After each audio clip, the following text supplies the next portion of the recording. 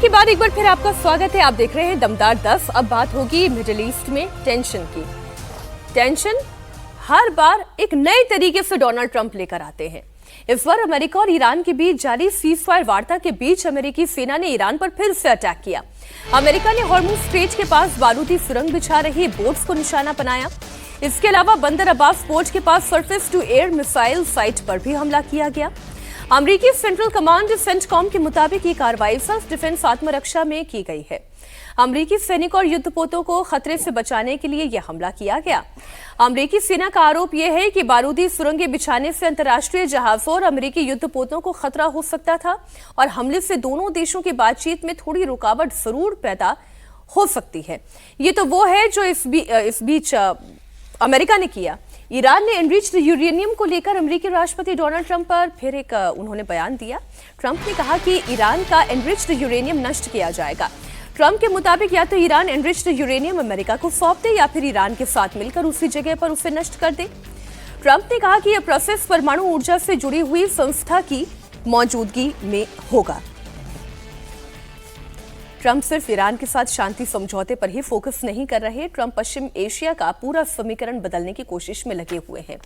बड़ी खबर यह है कि ट्रंप ने सऊदी अरब, यूएई, कतर, पाकिस्तान, तुर्की, मिस्र, जॉर्डन और बहरीन के साथ एक कॉन्फ्रेंस कॉल की और कॉल के दौरान ट्रंप ने इन देशों से इजरायल को मान्यता देने के लिए कहा।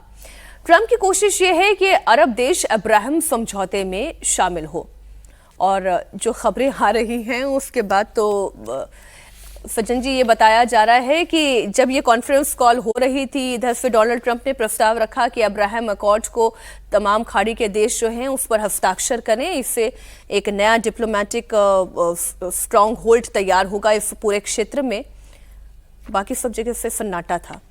नहीं, देखिए इसको तो 2020 में जो यूएई और बहरीन ने इस पे साइन किया था। उसके अलावा सऊदी अरेबिया से बहुत उम्मीद थी इनको, आज तक वहाँ पे नहीं हुआ है। कारण ये है कि आप एक अब्राहम नाम ले लें। अब्राहम का मतलब क्या है कि वो ज्यूज हो गए, क्रिश्चियंस हो गए, मुस्लिम्स हो गए, उसमें एक कॉमन वो प्रॉफिट है जिनको सब मानते हैं। तो वो अब्राहम अकॉर्ड इसके लिए एक पीस वार्ता है। लेकिन ऐसा हो नहीं सकता है। कारण ये है कि एक तो ये है कि आप कह रहे हैं कि अंदर खाने से जितने भी सुन्नी देश हैं वो इजराइल के साथ मिले रहते हैं, क्योंकि ये शिया सुन्नी वाला जो मामला ईरान के पास न्यूक्लियर पावर इजराइल की लेजिटिमेसी पर मुहर लगाते हैं। बिल्कुल सही बात है। लेकिन हर देश जो ये सुन्नी देश है उनके अंदर एक उम्मा और इस्लामिज्म का भी कॉन्सेप्ट है। खुलेआम कोई नहीं कहेगा कि अब आप भारत में ये कहें आरएसएस को कि आप अखंड भारत की कल्पना को छोड़िए कि प्रैक्टिकल नहीं है, नहीं छोड़ सकते हैं ना। उसी तरीके से उम्मा का कॉन्सेप्ट है कि वहां है कि इजराइल को एक लेजिटिमेट कंट्री मानना है। अब्राहम अकॉर्ड का मतलब ये है कि जैसे ही आप उसके पार्ट होते हैं इजराइल को, तो वो सीधी सी बात है कि गाजा के साथ जो हुआ, उसके अलावा जो इस्लाम का पूरा एक इंस्पिरेशन है और जो नई यूथ है जो इस्लामिज्म के अंदर में, उसमें हर देश को लगता है कि हमारे यहाँ का जो युवा है वो उससे परेशान हो जाएगा। तो पहली बात तो ये नहीं हो रही है। दूसरी बात, आप जब कह रहे हैं कि अजीत जी ने कई बार कहा कि अभी तक जो खाड़ी देश थे, जितने भी देश की जिक्र की जा रही है, वो लोग अमेरिका की सुरक्षा गारंटी पे निर्भर थे। अभी आपने ईरान को जब अटैक किया तो ईरान ने क्या किया? आपको नहीं टारगेट किया, उसने जो वल्नरेबल आपके अलाइज थे उनको टारगेट करना शुरू हो गया। आप उनका कहीं सुरक्षा नहीं कर पा रहे हैं। ऐसे में अचानक बीच में एक नया राग अलाप देना कि आप अब्राहम अकॉर्ड कीजिए, ये कहीं से फिट नहीं हो रहा है। इसमें आप चाइना चले जाते हैं और उसके बाद चाइना के खिलाफ मुहिम जो क्वाड होती है उसमें विदेश मंत्री को, सेक्रेटरी ऑफ स्टेट को भेज रहे हैं। तो बड़ी ही मतलब इसमें मिसफिट है, विसंगति बहुत ज्यादा है। हालांकि डोनाल्ड ट्रंप का ये जो बयान है वो ये कह रहे हैं कि या तो डील होगी तो बड़ी शानदार होगी, नहीं तो कोई डील नहीं होगी। और अगर कोई डील नहीं होती है तो ऐसी परिस्थिति में तनाव कितना बड़ा हो जाएगा, क्योंकि अब्राहम अकॉर्ड पर सारे मुसलमान देश हस्ताक्षर करते, ये भी इम्पॉसिबल दिखाई दे रहा है। अभी जैसे सज्जन जी ने जिक्र किया कि दिल्ली में भी आज बहुत बड़ी मीटिंग होने जा रही है। हम बात कर रहे हैं क्वाड देशों की मीटिंग की। क्वाड देशों के विदेश मंत्रियों का शिखर सम्मेलन भारत में चल रहा है और इसकी अध्यक्षता भारत के विदेश मंत्री एस जयशंकर कर रहे हैं। इसके अमेरिकी विदेश मंत्री मार्को रूबियो के साथ जापान और ऑस्ट्रेलिया के भी विदेश मंत्री शामिल हैं। बैठक के दौरान एस जयशंकर ने सभी देशों के समन्वय पर जोर दिया। जयशंकर ने कहा कि भारत की हमेशा आतंकवाद के खिलाफ जीरो टॉलरेंस की नीति रही है और मिडिल ईस्ट में टेंशन के चलते ग्लोबल सप्लाई चेन प्रभावित हुई है। बैठक में हिंद प्रशांत क्षेत्र, साइबर सिक्योरिटी, एआई टेक्नोलॉजी पर भी चर्चा हुई। देखिए, क्वाड का मकसद क्या था जी? क्वाड का मकसद ये था कि भारत, अमेरिका, ऑस्ट्रेलिया और जापान मिलकर एक ऐसी ताकत बने, ये 4 देश मिलकर, जो इंडो पैसिफिक रीजन में जो चाइना का प्रभुत्व है वहां पर वो एक संतुलन ला सके, बैलेंस ला सके। अब जब अमेरिका खुद, डोनाल्ड ट्रंप खुद जाकर शी जिनपिंग से चीन में मुलाकात करते हैं, डायनामिक्स बदल रही हैं। इस क्वाड का अब उद्देश्य क्या है? देखिए, अमेरिका ने धीरे धीरे क्रमशः खुद ही उसने क्वाड को कमजोर कर दिया है। कभी कोई भी इस तरह की जब संस्था बनती है ना, मल्टीलेटरल जो ऑर्गेनाइजेशंस होते हैं, जो इंस्टीट्यूशंस होते हैं, वो जरूरी नहीं है कि एकदम सब बिखर जाए या बंद हो जाए, समाप्त हो जाए तभी कोलैप्स करता है।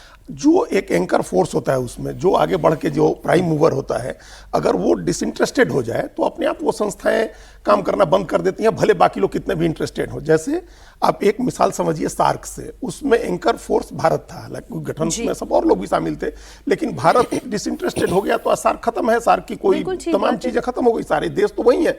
उसी तरह से क्वाड में प्राइम मूवर अमेरिका था, उसने एक प्लान किया, उसको एक था कि उस समय तक वो एक चैलेंजर के तौर पर चीन को देख रहा था, एक चैलेंजर, अपने चैलेंजर के तौर पर देख रहा था। तो उसने क्वाड बनवाया कि हम इन 4 देशों के साथ मिल करके, और चीन की बढ़ती हुई समुद्री ताकत को, बाकी चीजों से उसको कोई मतलब नहीं है अमेरिका को। चीन भौगोलिक रूप से जमीनी स्तर पर भारत को परेशान कर रहा है, इससे अमेरिका को कोई मतलब नहीं है। उसको इंडो पैसिफिक में समुद्री ताकत चीन की जो बढ़ रही है, और आप देखिए कृत्रिम द्वीप बना रहा है वो साउथ चाइना सी में चाइना, और वो इसलिए जरूरी है कि अफ्रीका के साथ सारा ट्रेड रूट हमारा उधर से होता है, पूरी दुनिया उससे प्रभावित होगी अगर वो ऐसा करता है तो उसको कम करना था। इसे एक इंडियन कॉन्टेक्स्ट से मेरा सवाल ये है अजीत जी कि भारत एक साथ 2 खेमों में संतुलन कैसे बना पा रहा है या कैसे बना पाएगा? देखिए, हम लोग को भी वही रास्ता चुनना है जो अभी जैसे ट्रंप ने किया कि हमने पहले कहा ना कि वो चाइना को चैलेंजर देख रहे थे, अब वो एक पीयर सुपर पावर की तरह देखने लगे उसको।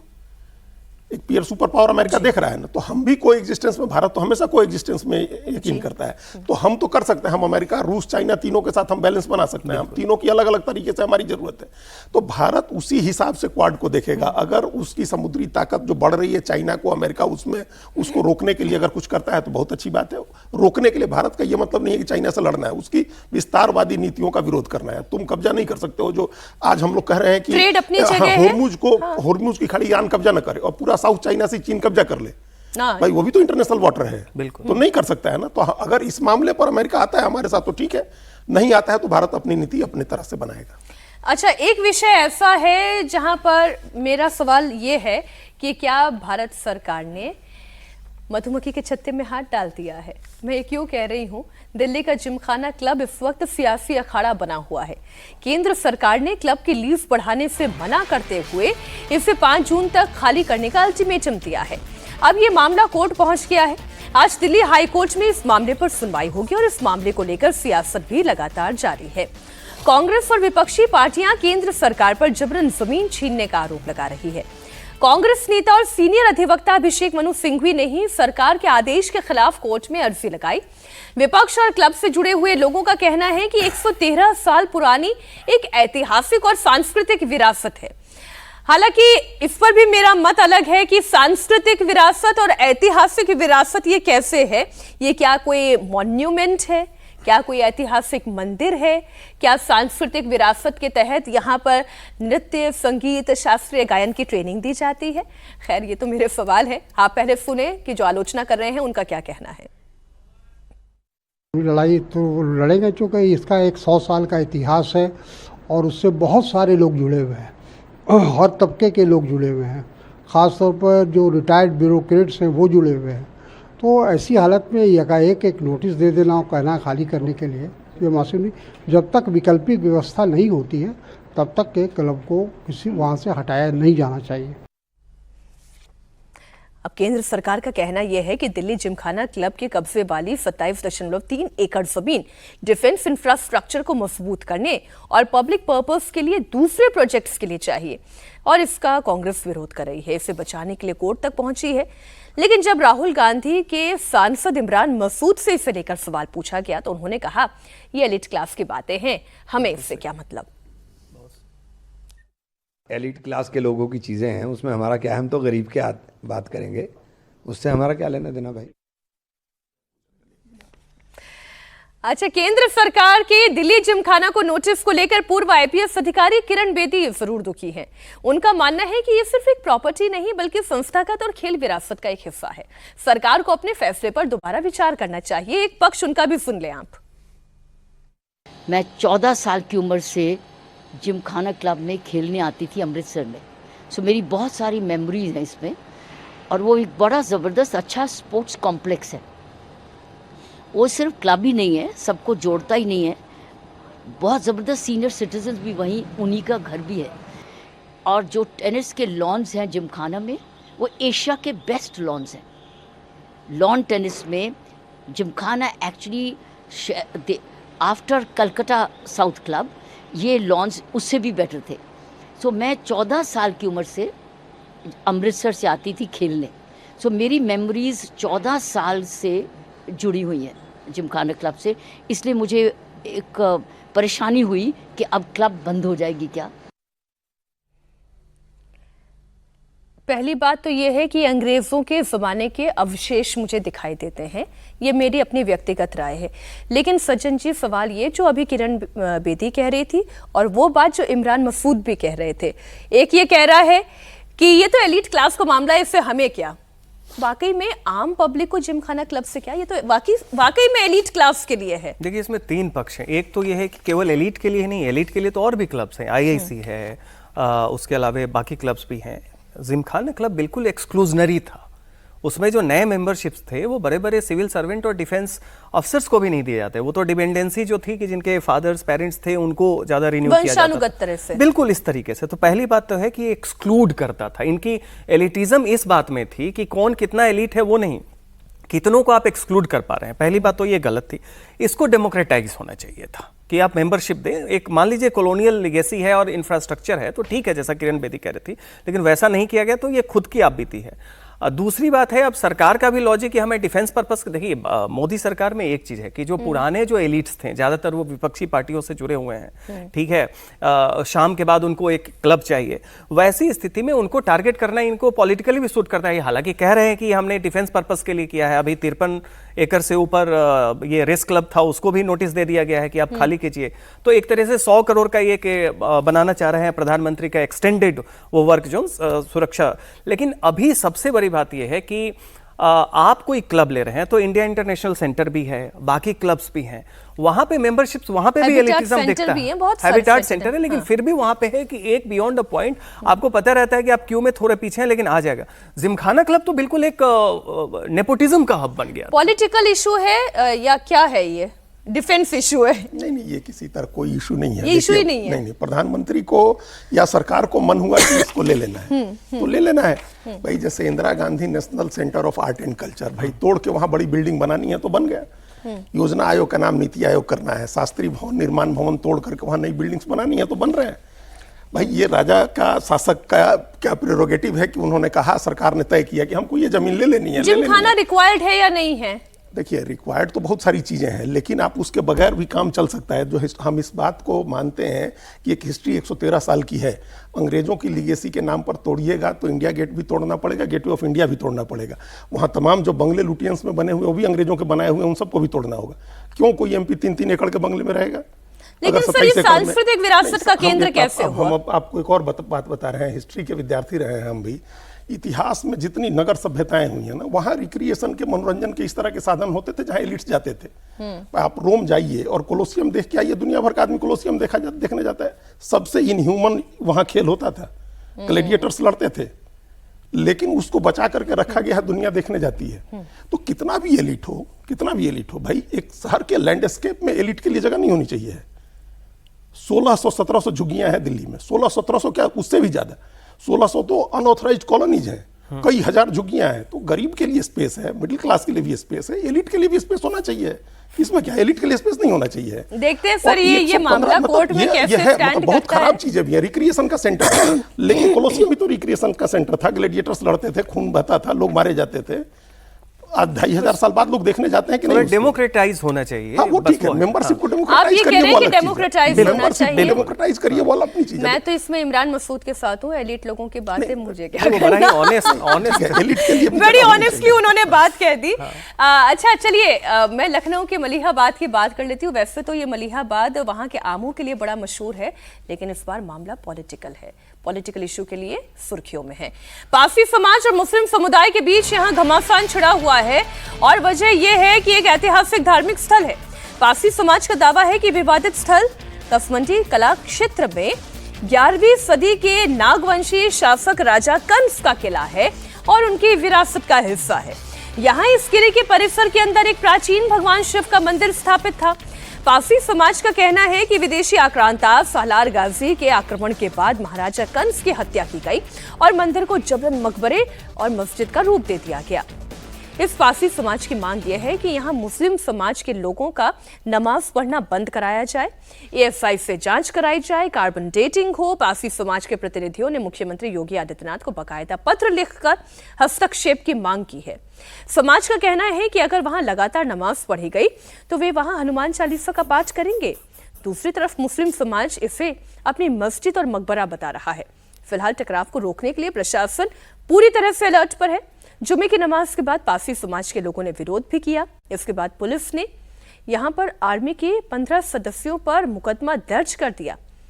इसे लेकर भी पारसी समाज के लोगों में बड़ा गुस्सा है। मुझे तो इस 27 के वोट का नया गणित दिखाई दे रहा है सज्जन जी, पारसी वर्सेस मुस्लिम। अब बताइए, इसमें राहुल गांधी और अखिलेश यादव कहां से, किस एंगल से अपना दलित प्रेम लाएंगे? क्योंकि उनको मुस्लिम को भी साधना है और PDA में दलित को भी साधना है। अब ये पारसी बनाम, और देखिए ये जो सारी चीजें 27 में कैसे बीजेपी को, जो सेकुलर पॉलिटिक्स की लिमिटेशन क्या है कि जितने भी मिश्रित इलाके हैं, कि जो मुसलमानों के साथ हिंदू का कौन वर्ग रहता है, वो अपर कास्ट या दबंग जाति के लोग नहीं रहते हैं, वो दलित रहता है, वो अति पिछड़ा रहता है। तो रोजमर्रे में रहते हैं तो रोजमर्रे में संघर्ष भी होता है और ये संघर्ष उसका एक सांस्कृतिक रूप है। लेकिन ये किसी छोटे विवाद से हुआ होगा, ये विवाद आ गया। और 27 के समय ये नैरेटिव देखिए, अब तो ये हो गया सबल्टन हिंदुत्व बनाम मुस्लिम अपीजमेंट। अब इसमें राहुल गांधी के दलित प्रेम की बात चल रही थी। 2009 में उन्होंने गैर जाटुओं के बीच, यही पासी समाज, वाल्मीकि समाज, खटिक समाज, इनकी बस्तियों में 2009 में खूब गए थे और रिजल्ट भी आया था कि लोकसभा की सीटें भर गई थी, कांग्रेस की 19-20 के करीब हो गई थी।